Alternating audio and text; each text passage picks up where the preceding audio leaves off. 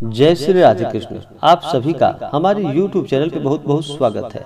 आइए जानते हैं वर्ष 2022 वैशाख पूर्णिमा बुद्ध पूर्णिमा के शुभ मुहूर्त के बारे में। इस दिन क्या करना चाहिए, नहीं करना चाहिए। वैशाख पूर्णिमा तिथि के दिन चंद्र ग्रहण भी है, तो चंद्र ग्रहण का क्या समय होगा, पूर्णिमा का महत्व, और इस दिन धर्मराज के निमित्त व्रत भी रखा जाता है। सत्य विनायक पूर्णिमा के रूप में इसे मनाया जाता है। इस दिन क्या करना चाहिए, नहीं करना चाहिए, तो आइए जानते हैं इन सबों के बारे में। सबसे पहले तो आप सभी भक्तों को वैशाख पूर्णिमा की ढेर सारी शुभकामनाएं।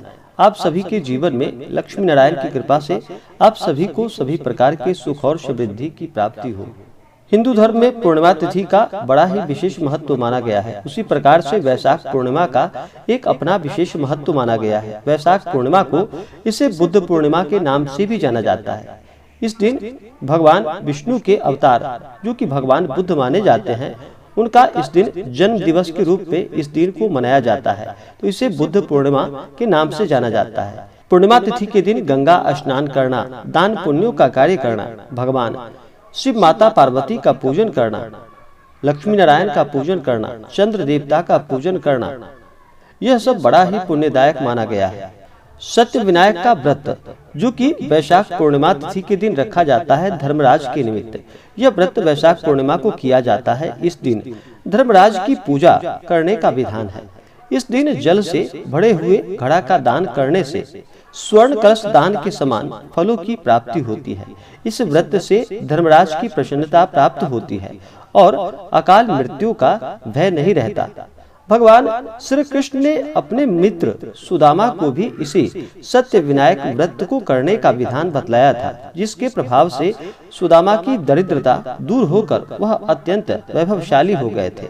तो आइए जानते हैं सबसे पहले वैशाख पूर्णिमा के शुभ मुहूर्त के बारे में।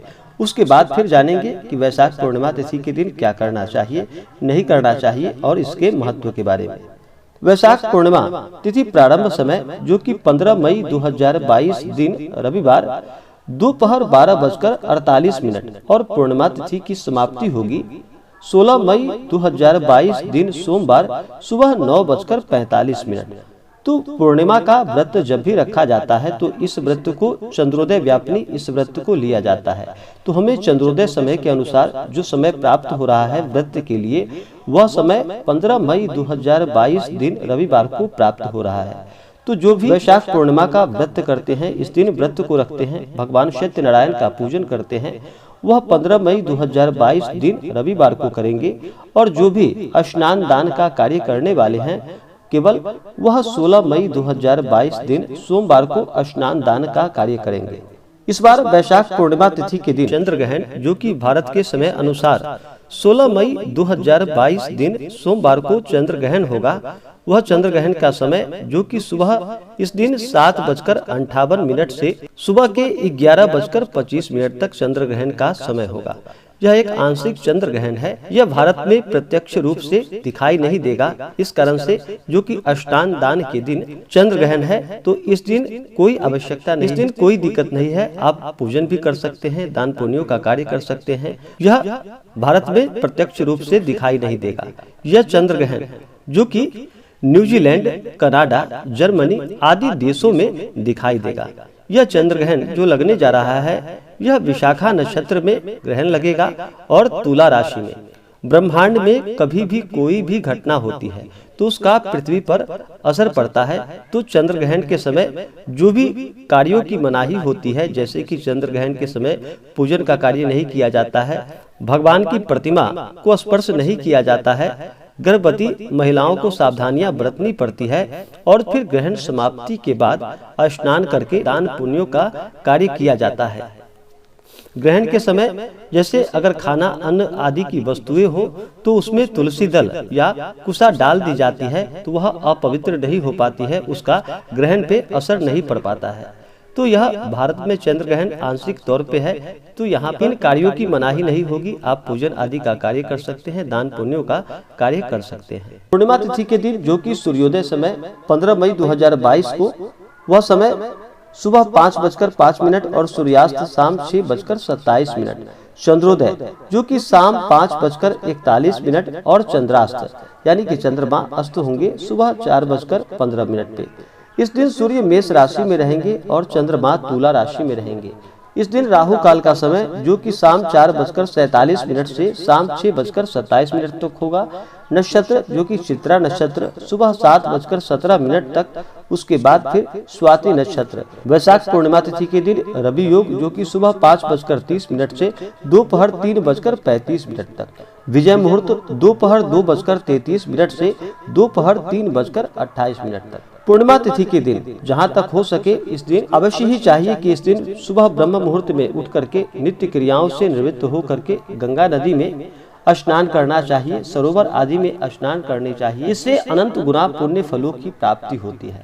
अगर गंगा स्नान ना कर पाए तो इस दिन कम से कम घर के नहाने के पानी में ही थोड़ा सा गंगा जल मिला करके स्नान करना चाहिए। शुद्ध वस्त्र धारण करना चाहिए।